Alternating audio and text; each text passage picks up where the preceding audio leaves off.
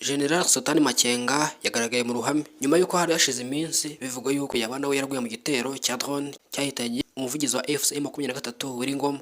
Sultan Makenga udakunze kuvuga amagambo menshi, ku munsi w'ejo hashize ku itariki 3 Gashyantare 2026 yaje kuba agaragara mu ruhame aho yari mu mbwirwaruhame yiwe avuga ku bitero bimaze iminsi bibugarije n'icyakorwa kugira ngo bagomeze bafate uduce baragomeza gufata n'ubundi. Sultan Makenga udakunze kwigaragaza cyane mu itangazamakuru ntago ari kenshi akunze kugaragara nyuma y'uko nawe ari mu bahigwa cyangwa se ari mu rutonde rw'abahigwa na Repubulika ya Demokarasi ya Kongo cyangwa se ingabo za FARDC nk'ibyihebe cyangwa se abantu bari wanted cyane. Mu minsi yashize nibwo byavuzwe yuko mu gace ka Rubaya haje kuba haba ibitero bya drone. Izi drone zoherejwe n'ingabo za FARDC zigaba igitero ku birindiro bya FCM23 cyane cyane agace izi drone zateyemo na gace kari karimo abayobozi bakuru mu mutwe mu 23 hari higanjemo Sultan Makenga, Wiringoma n'abandi batandukanye, ariko birangira Wiringoma ahasize ubuzima. Sultan Makenga yagomeje aho inama abagize ihuriro rya FCM23 kwitwararika bakagaba ibitero bitabangamira abaturage, ahubwo bakibanda ku kurwana cyangwa se kurwanira ingabo zabo cyangwa se uburenganzira bwabo. Sultan Makenga uri ku rutonde rw'abahigwa n'ingabo za FARDC